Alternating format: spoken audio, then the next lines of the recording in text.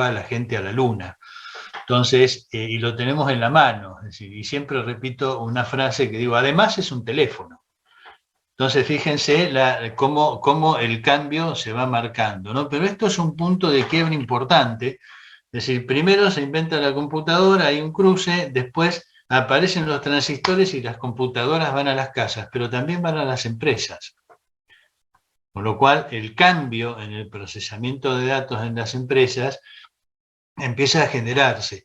Estamos hablando de computadoras de PC, ¿no? De PC de escritorios, en década del 80 aproximadamente, principios de la década del 80 aparecen las primeras rudimentarias con estos esquemas, y ya en la década del 90, fines de la década del 80, están más difundidas. Pero el tema es que una computadora de esa época traía dos discos que se llamaban de 5,5, que eran dos discos de celuloide que tenían aproximadamente 10 megas, uno para los programas y uno para los archivos, y esas máquinas, que vinieron muchas en SDR del país, costaban $10.000, como para tener una idea de lo que eran los costos en ese momento, ¿no?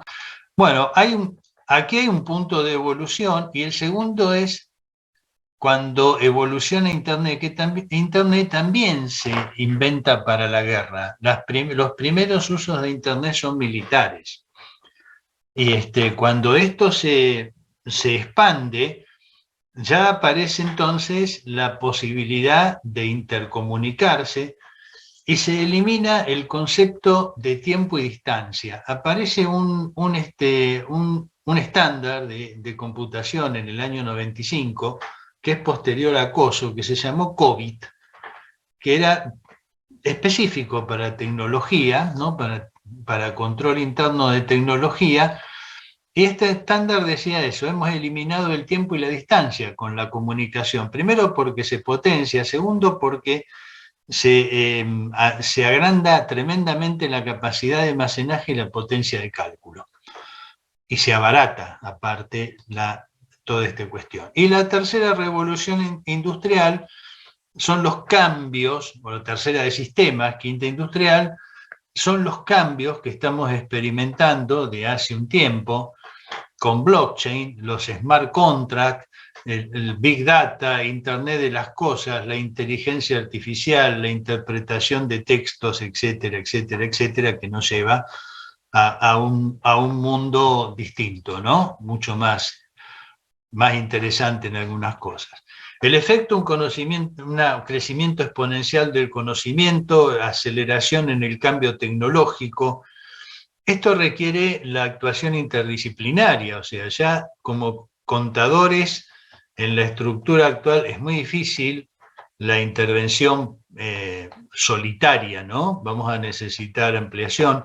Hay ciclos más cortos de satisfacción, o sea, necesitamos el cambio mucho más rápido, y esto lleva a una incertidumbre creciente.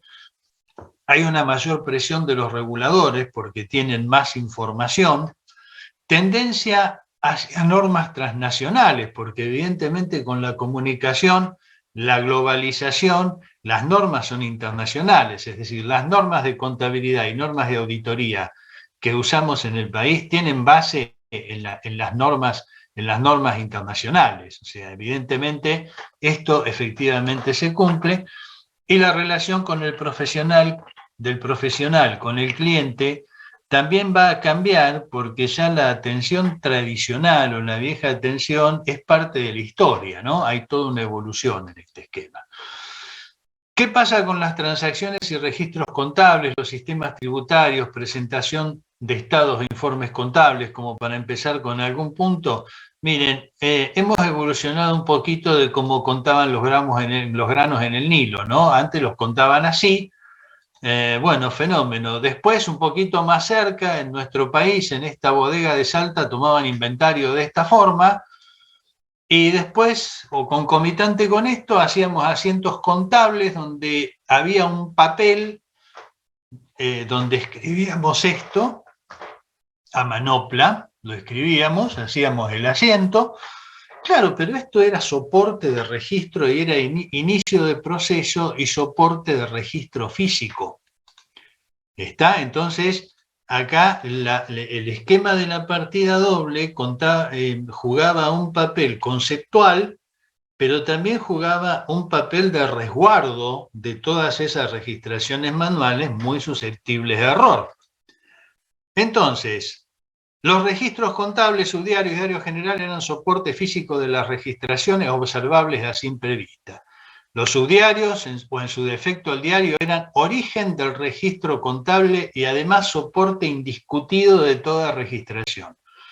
La constatación con la documentación de respaldo se realizaba con los comprobantes a la vista. El volumen de transacciones podía transformarse en un obstáculo al momento de registrar, constituyendo un factor de riesgo. Yo recuerdo en mis orígenes laborales, allá lejos de hace tiempo, administraciones llenas de papel, las máquinas de contabilidad que hacían un ruido que ensordecía porque trabajaban con martillos y registraban varias cosas de la historia, ¿no? Los controles de estos procesos eran habitualmente manuales, no había otra forma. Ahora fíjense, esto es un asiento contable hoy en una base de datos. Díganme ustedes dónde está el libro diario acá.